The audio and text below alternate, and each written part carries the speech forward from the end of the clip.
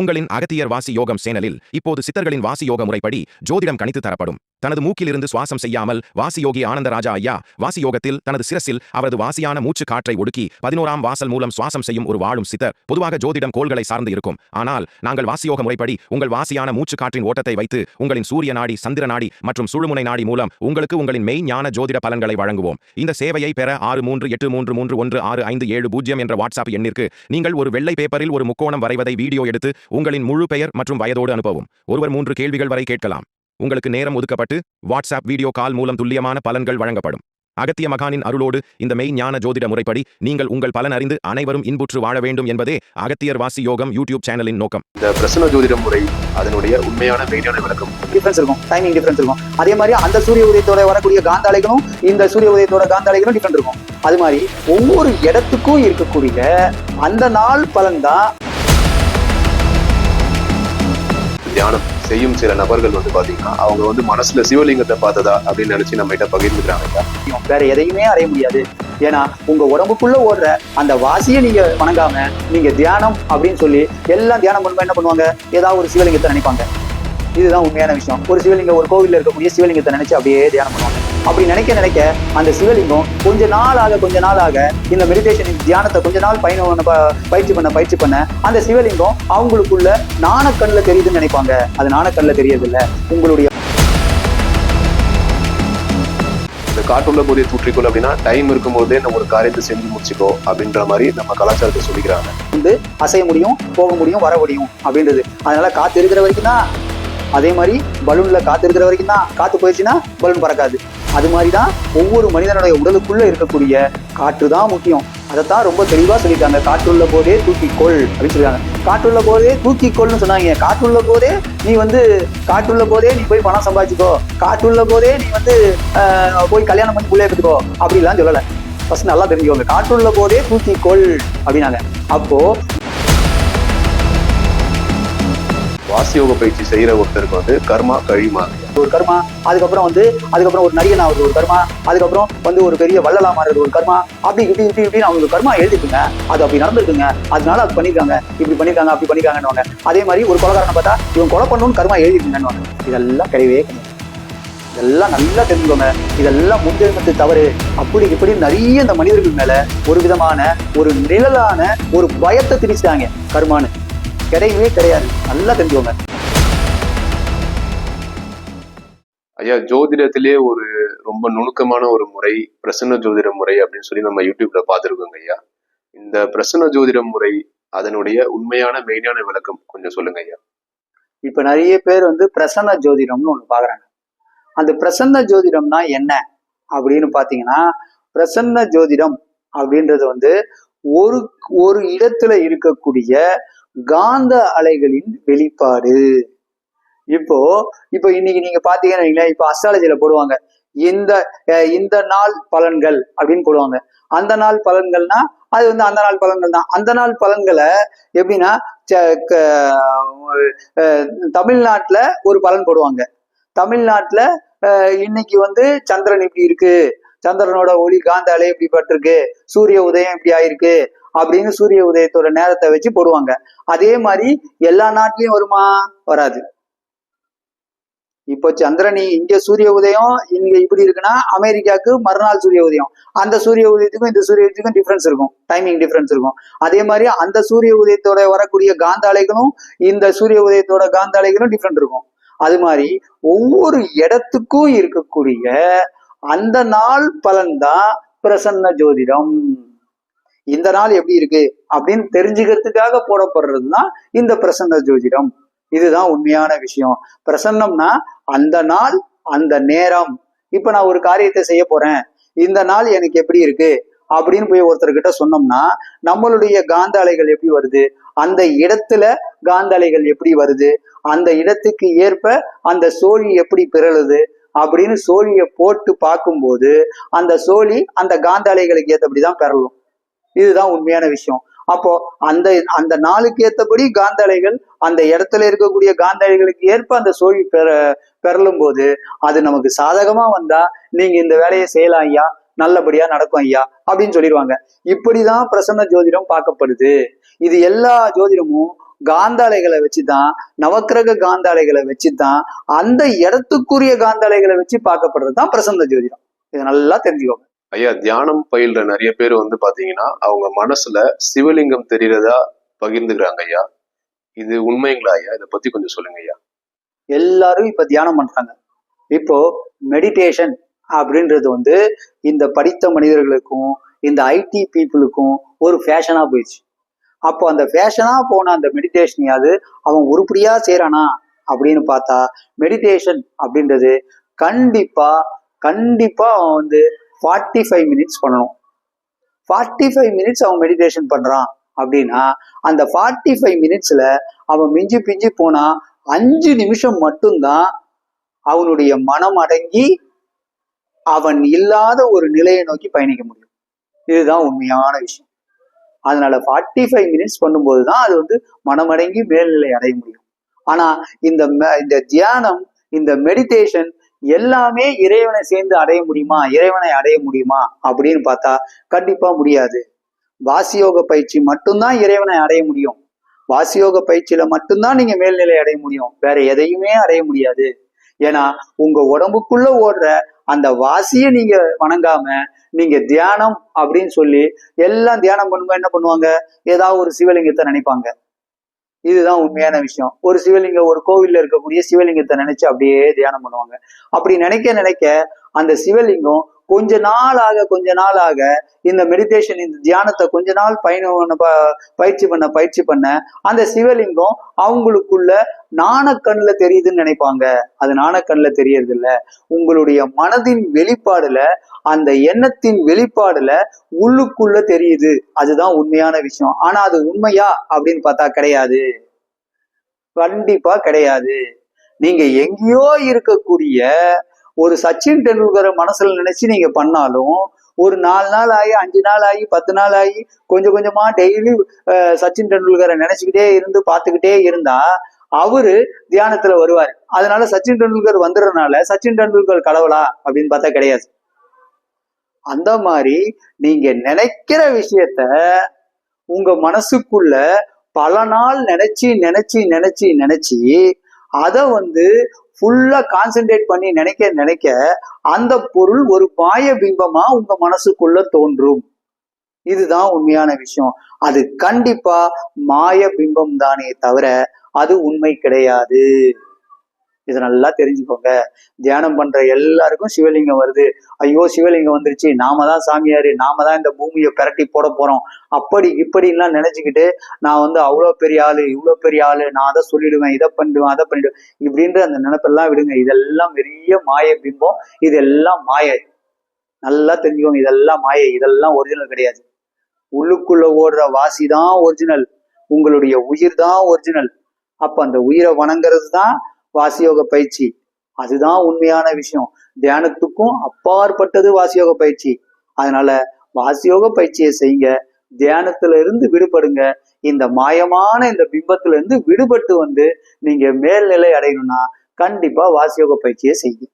ஐயா, சித்தர்கள் பாடல்கள்ல சித்தர்கள் சொல்லி நம்ம என்ன விஷயம் தெரிஞ்சிருக்கோம்னா, காற்றுள்ள போதே தூற்றிக்கொள். காற்றுள்ள போதே தூற்றிக்கொள் அப்படின்னா டைம் இருக்கும் போதே நம்ம ஒரு காரியத்தை செஞ்சு முடிச்சுக்கோ அப்படின்ற மாதிரி நம்ம கலாச்சாரத்தை சொல்லிக்கிறாங்க. ஆனா அந்த காற்றுள்ள போதே தூற்றிக்கொள் அப்படின்னு சித்தர்கள் சொன்ன மெயினான விளக்கம் பத்தி கொஞ்சம் சொல்லுங்க ஐயா. சித்தர் மகான்கள் நிறைய பாடல்கள் சொல்லியிருக்காங்க. காயமே இது பொய்யடா, பெரும் காற்றடைத்த பையடா அப்படின்னு சொல்றாங்க. அது வந்து வாசி இருக்கிற வரைக்கும் தான் இந்த காயமான உடலுக்கு எப்பொழுதும் நல்ல பேர் உண்டு. அசைய முடியும், போக முடியும், வர முடியும் அப்படின்றது. அதனால காத்து இருக்கிற வரைக்கும் தான். அதே மாதிரி பலூன்ல காத்து இருக்கிற வரைக்கும் தான். காத்து போயிடுச்சுன்னா பலூன் பறக்காது. அது மாதிரிதான் ஒவ்வொரு மனிதனுடைய உடலுக்குள்ள இருக்கக்கூடிய காற்று தான் முக்கியம். அதைத்தான் ரொம்ப தெளிவா சொல்லியிருக்காங்க. காற்றுள்ள போதே தூக்கிக்கொள் அப்படின்னு சொல்லியிருக்காங்க. காற்றுள்ள போதே தூக்கிக்கொள்னு சொன்னாங்க. காற்றுள்ள போதே நீ வந்து காற்றுள்ள போதே நீ போய் பணம் சம்பாதிச்சுக்கோ, காற்றுள்ள போதே நீ வந்து போய் கல்யாணம் பண்ணி பிள்ளைய பெற்றுக்கோ அப்படிலாம் சொல்லலை. ஃபர்ஸ்ட் நல்லா தெரிஞ்சுக்கோங்க. காற்றுள்ள போதே தூக்கிக்கொள் அப்படின்னாங்க. அப்போ மூக்குல சுவாசம் உள்ள போதே நீ இந்த மூக்குல வரக்கூடிய சுவாசத்தை தூக்கிக்கொள் அப்படின்னு அர்த்தம். சிரசுக்குள்ள தூக்கிக்கொள் அப்படின்னு அர்த்தம். இதுதான் உண்மையான அர்த்தம். சித்தர்கள் சொன்ன உண்மையான அர்த்தமே இதான். காற்றுள்ள போதே தூக்கிக்கொள் அப்படின்னு சொன்னது இதுதான் உண்மையான அர்த்தம். இதுக்கு நிறைய மேட்சிங்ஸ் வரும். நம்மளா நிறைய மேட்சிங்ஸ் போட்டுக்கிறது, நம்மளா போட்டுக்க வேண்டியது. காற்றுள்ள போதே தூக்கிக்கொள்னா அதாகப்பட்டது உனக்கு இளமை இருக்கும் போதே அனுபவிச்சுக்கணும் அர்த்தம்.